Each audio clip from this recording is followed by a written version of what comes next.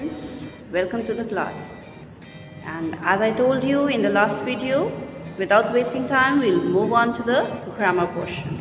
So let's see the verb patterns we have to learn. Showing you the basic verb patterns with examples here. As you can see, the first is subject plus verb. Subject is what about which we talk. John sleeps. Jazz is eating. Mohan will arrive next week. Here John, Jazz and Mohan are the subjects. And in the first one, sleeps, there's no object here. The action is not transferred. That's why the verb is called intransitive. And in the second one, is the linking verb and eating is the main verb.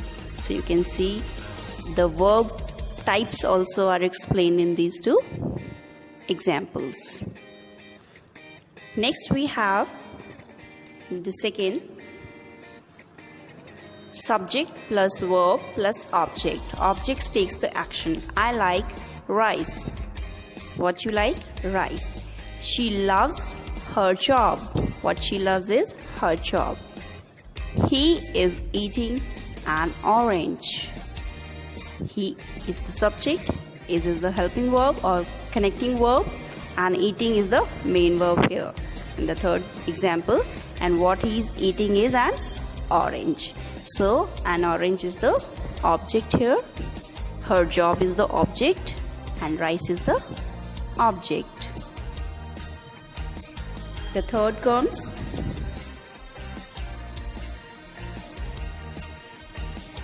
subject plus verb plus adjective. Adjectives gives you the quality. He's funny or he is funny. It's a short form. So what is the quality he has is the funny. The workers are lazy. How are the workers? The workers are lazy. Karan seems angry. What quality Karan reflects? He seems to be angry. So angry is the adjective here we see. So these were the examples of subject plus verb plus adjective.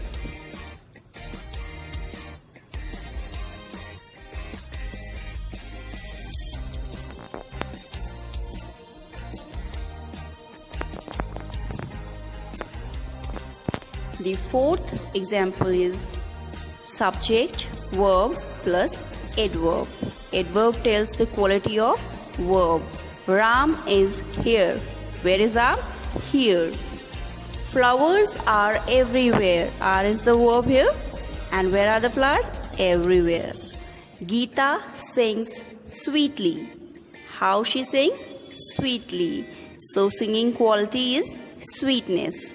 So here these are the examples of subject plus verb plus adverb. So these three are the examples. Next comes subject plus verb plus noun. She is my mom. Whose mom is she? She is my mom. The men are doctors. I might saying the men who are seen there, particular men are the doctors. Mr. Jones is the teacher for a particular class, which we already know about is that the teacher is Mr. Jones. So Mr. Jones is the teacher. So these were the examples of fifth pattern, that is subject plus verb followed by a noun.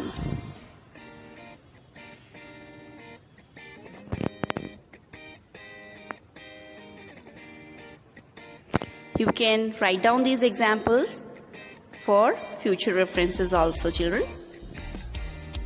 The next one is subject plus verb plus indirect object and then direct object. Objects are of two kinds, direct and indirect.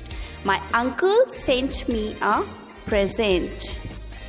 It means a present. Present is the direct object. What was sent by uncle was a present. To whom? To me. I was the indirect object. So my uncle sent me a present. The government gave the schools additional money. Additional money is the direct object. What was given? Additional money was given by the government. To whom? To the schools. Schools are the indirect object. Dennis bought some fancy flowers. Some fancy flowers are the direct object. What did Dennis give? Or Dennis bought for Anne. Anne is the indirect object. He gave Anne some fancy flowers. So fancy flowers are the direct object. So you can see these examples for indirect and direct objects and note down and see how the direct and indirect object works in sentences. Okay? Then we move forward. The seventh example, last but not the least. This is also a basic structure which we regularly utilize in our day-to-day conversation or writing skills. That is subject plus verb plus direct object and object complement. The supervisor found the program faulty. The supervisor is the subject, found is the verb, and direct object is what we are talking about, the program. And how was the program? It was faulty. So the supervisor found the program faulty. Next one.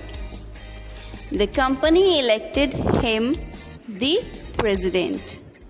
The company elected. Elected whom? Him. Him is the direct object. And what is the complement? The president. He was elected the president here by the company.